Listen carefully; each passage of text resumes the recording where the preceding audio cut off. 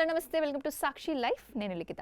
సాధారణంగా ఎండాకాలంలోనే డీహైడ్రేషన్ బారిన పడతామని మనమంతా భావిస్తాం. కానీ అసలు ముప్పు చలికాలంలోనే పొంచి ఉందని వైద్య నిపుణులు హెచ్చరిస్తున్నారు.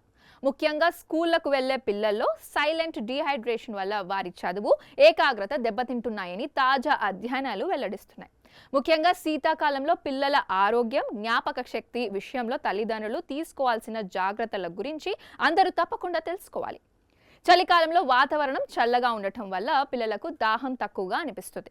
దీనినే వైద్య భాషలో తక్కువ దాహం సంకేతాలు అంటారు. శరీరానికి నీరు అవసరమైన మెదడు ఆ సంకేతాలను సరిగ్గా పంపదు. దీనికి తోడు చలి నుంచి రక్షణ కోసం వేసుకునే స్వెటర్లు, మందపాటి దుస్తుల వల్ల లోపల చెమట పట్టి శరీరం నీటిని కోల్పోతుంది. దీనిని గుర్తించకపోవడమే సైలెంట్ డీహైడ్రేషన్. మెదడులో సుమారు 33% వరకు నీరు ఉంటుంది.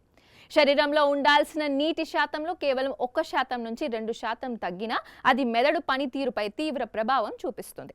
తరగతి గదిలో పాఠాలు వినేటప్పుడు పిల్లలు త్వరగా అలసిపోతారు, ఏకాగ్రత కుదరక ఇబ్బంది పడతారు, జ్ఞాపక శక్తి క్షీణత అంటే కొత్త విషయాలను నేర్చుకోవడంలో, గుర్తించుకోవడంలో మెదడు నెమ్మదిస్తుంది.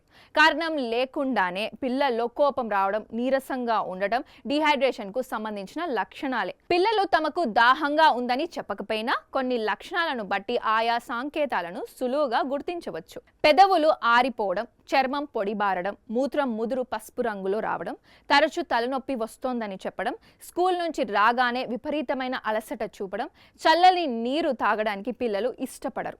కాబట్టి వాటర్ బాటిల్స్లో గోరువెచ్చని నీటిని పంపండి.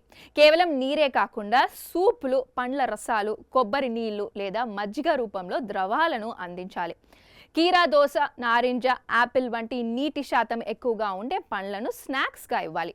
స్కూల్లో ప్రతి పీరియడ్ అయిన తర్వాత లేదా గంటకు ఒకసారి 2 గుక్కలు నీరు తాగమని పిల్లలకు అలవాటు చేయాలి. శీతాకాలంలో పిల్లల మార్కులు తగ్గినా, వారు చదువులో వెనుకబడినా అది కేవలం వారి నిర్లక్ష్యం కాకపోవచ్చు, వారి శరీరానికి అందుతున్న నీరు సరిపోకపోవడం కూడా కావచ్చని వైద్య నిపుణులు చెప్తున్నారు. మరి ఇది ఇవాల్టి హెల్త్ అప్డేట్స్. చూస్తూనే ఉండండి సాక్షి లైఫ్.